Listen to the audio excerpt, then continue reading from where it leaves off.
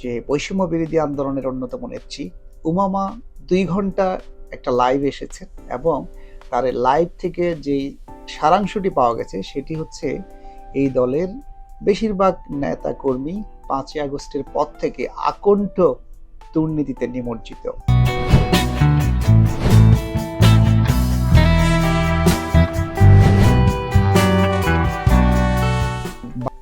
ফাজলামুর আসলে সীমা থাকা উচিত।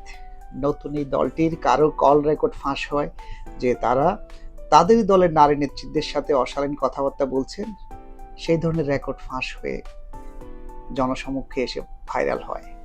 এরপর আবার চাঁদাবাজির অডিও ভিডিও সেগুলো একের পর এক ফেসবুকে আসছে, ভাইরাল হচ্ছে। এখন সম্প্রতি যে বৈষম্য বিরোধী আন্দোলনের অন্যতম নেত্রী উমামা ২ ঘন্টা একটা লাইভ এসেছেন এবং তার লাইভ থেকে যেই সারাংশটি পাওয়া গেছে সেটি হচ্ছে এই দলের বেশিরভাগ নেতা কর্মী ৫ই আগস্টের পর থেকে আকণ্ঠ দুর্নীতিতে নিমজ্জিত। তো এই যে তারা দুর্নীতি করছে এবং সেটি তাদের দলের লোকজনের মধ্যে আলোচনা সমালোচনা হচ্ছে। আর গতকালকে তো মাহফুজ আলম, যিনি এখন উপদেষ্টা হিসেবে আছেন, তথ্য উপদেষ্টা হিসেবে, তার যে অর্থ কেলেঙ্কারি, তার ভাইকে অস্ট্রেলিয়া সিডনিতে ৬.৫ কোটি টাকা পাঠানোর বিষয়টি, সেই বিষয়ে কথা বলেছিলাম। সেখানে সেই বিষয়টি মাহফুজ আলম ধামাচাপা দেওয়ার জন্য এবার নিজেই তার এক স্ট্যাটাসে ইঙ্গিত দিয়েছেন যে নতুন দলের অনেকেই দুর্নীতিতে নিমজ্জিত, এখন সে একাই দুর্নীতি করছে না, যে কারণে তার দিকে সবাই লক্ষ্য করছে, তাকে ফাঁসানোর চেষ্টা চলছে, অনেকটা এরকম আর কি।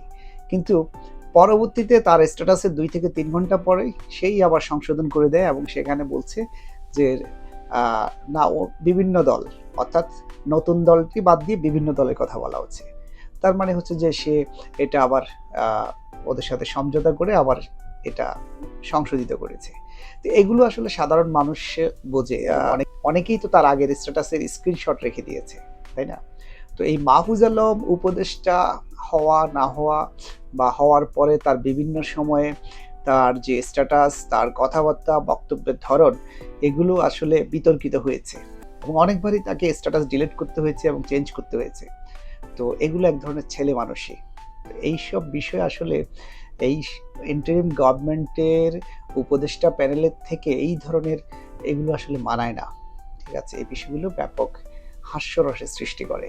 আবার অন্যদিকে উমামার যে ফেসবুক লাইভে এসে এই দলটির সম্পর্কে যে কারা কারা কিভাবে ৫ই আগস্টের পর থেকে দখল চাঁদাবাজি থেকে শুরু করে বিভিন্ন ধরনের দুর্নীতির সাথে যুক্ত হয়েছে, এই বিষয়গুলো তিনি খোলাসা করেছেন। স্বৈরাচার হাসিনার পতনের পর থেকে মানুষের যে একটা স্বপ্ন ছিল তরুণদের নিয়ে, সেই স্বপ্ন কিন্তু ভূলুণ্ঠিত হতে চলেছে এবং দেখা যাচ্ছে পদে পদে তারা কিন্তু দুর্নীতির আখড়া সাজাচ্ছে। তাদেরই নেতাকর্মীরা কিছুদিন আগে বিএনপি সহ অন্যান্য দলের চাঁদাবাজি নিয়ে কথা বলেছে, অথচ তাদের দলের অনেকেই এখন চাঁদাবাজিতে ব্যস্ত এবং বিভিন্ন জনকে হুমকি ধমকি দিয়ে, বিশেষ করে গুলশান বনানী থেকে শুরু করে বিভিন্ন জায়গায় যারা হচ্ছে যে একসময়ে আওয়ামী লীগ করতো বা আওয়ামী লীগের বিভিন্ন ব্যবসা বাণিজ্যের সাথে যুক্ত ছিল, তাদেরকে হুমকি ধমকি দিয়ে তারা চাঁদাবাজি করছে। তো এগুলো মাহফুজ আলম এবং উমামার কথা থেকে স্পষ্ট বোঝা যায়। তো আমার যেটা বক্তব্য সেটা হচ্ছে, অবশ্যই দুদকের উচিত উমামা এবং মাহফুজ আলমের যে স্ট্যাটাস বা উমামার যে লাইভ, এখানে বক্তব্যের সারাংশগুলো নিয়ে এই বিষয়টিকে আমলে নিয়ে যে বা যারাই হোক, যেই দল মত যেই পথেরই হোক, তাদের বিরুদ্ধে দ্রুত ব্যবস্থা নেওয়া, এটা অবশ্যই করা উচিত। যদি সেটা না করে তাহলে কিন্তু ইন্টারিম গভর্নমেন্টের যে নিরপেক্ষতা, স্বচ্ছতা এবং ন্যায়নীতির কথা তারা বলছে, সেটা কিছুতেই প্রতিষ্ঠিত করা যাবে না। তো আজকে এ পর্যন্তই। সবাই ভালো থাকবেন, সুস্থ থাকবেন।